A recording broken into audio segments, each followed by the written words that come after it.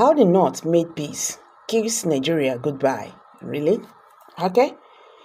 Hello everyone, welcome back to Prospect Channels TV. Thank you for coming out here. If you're just joining us, please kindly subscribe and don't forget to give us a thumbs up. Northern Nigeria is not developing its human capital. It also does not have the time to do so anymore. Therefore, it is now ill-equipped to fit into either the knowledge-driven world of today or the new world of tomorrow. It needs at least 20 years to become significant in any way. But rather than wake up to this benumbing fact, there is this pursuit of the illusion of dominance. Meanwhile, the people of the region lack the skills for tomorrow, as majority of its youth lack everything that could make them part of a 21st century world. I think we are not doing ourselves much good, by the way.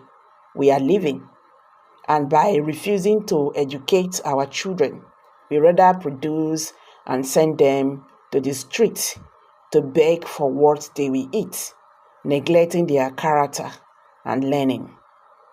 The highly regarded elder statesman Ahmed Jodar, in attitude, North must change to develop.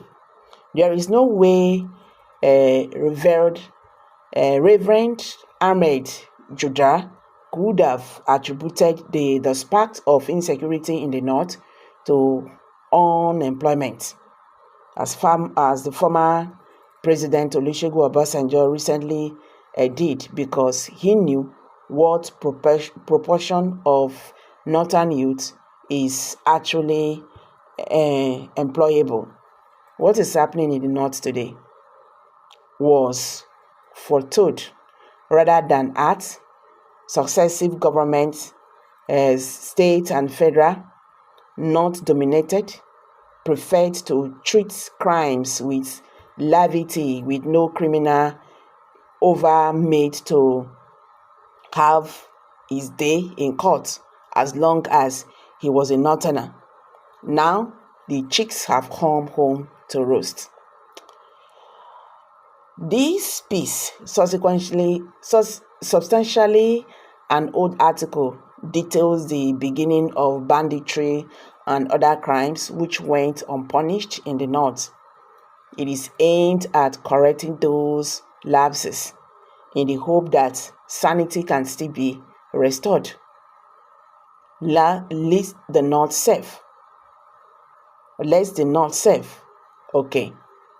But more importantly, it should inform Northern leaders now pointing an accusing finger at President Bola Tinubu, that the remaining 4 points directly at them is a story of how absence of government and preferential treatment of Northern offenders by the federal security agencies, especially the police, enabling killing and kidnapping on industrial scale to boom and blossom.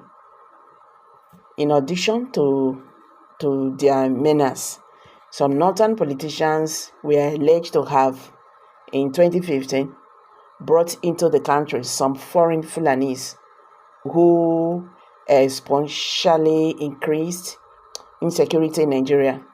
The article captured as above and published 20 December 2022 read as follows with slight additions here and there.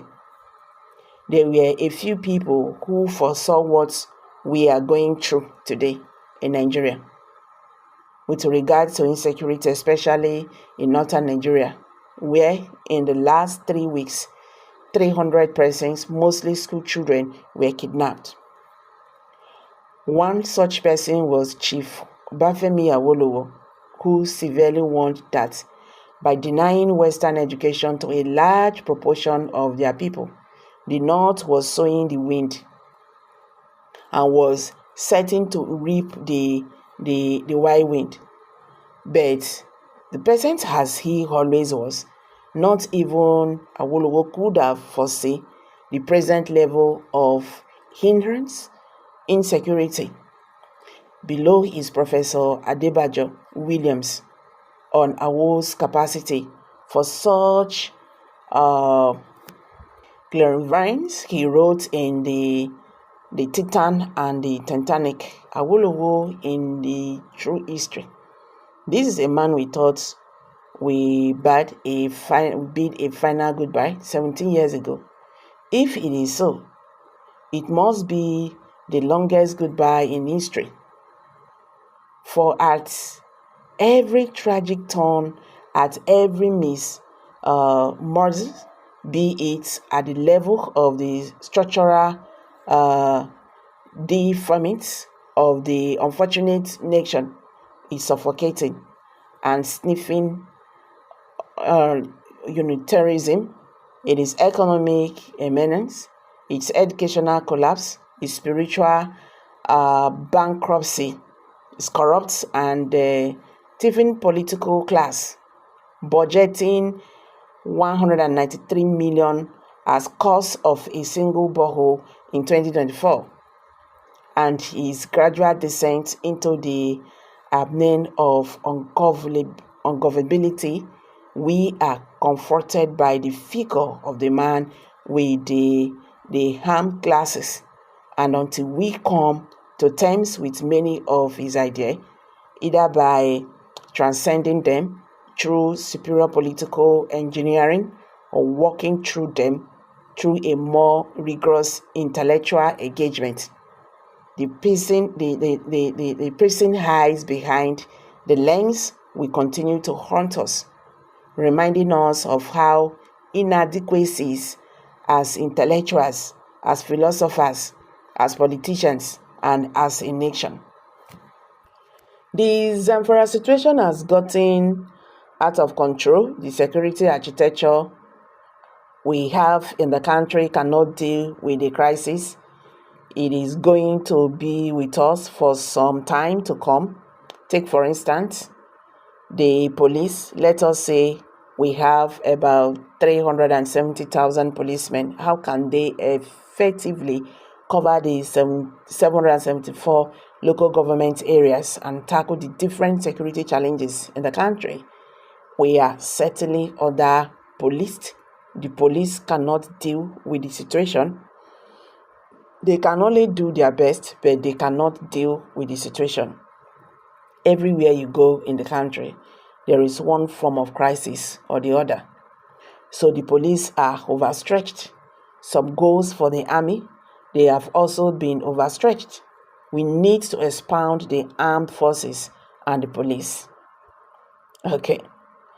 The above tells the story of how the North socialized insecurity in Nigeria and turned the country into a no man's land, where killers roam anyhow, raping, kidnapping, and killing at will.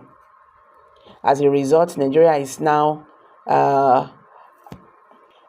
comparable only to the likes of Yemen, Afghanistan, and Libya, where there is no head of state.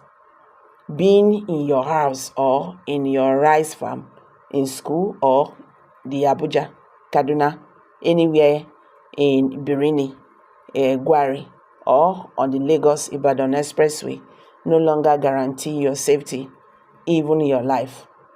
As things stand in our country today, it is everybody for himself and God for us all. It is hoped that everybody or agency concerned with security in Nigeria, the fields in particular, we have some takeaway from the article and go on to do the needful, such as creating state police and substantially increasing the number of our armed forces personnel for beyond what we presently have. This is the writer's opinion. So guys, what's your take on this? Let's hear from you. Thank you for stopping by.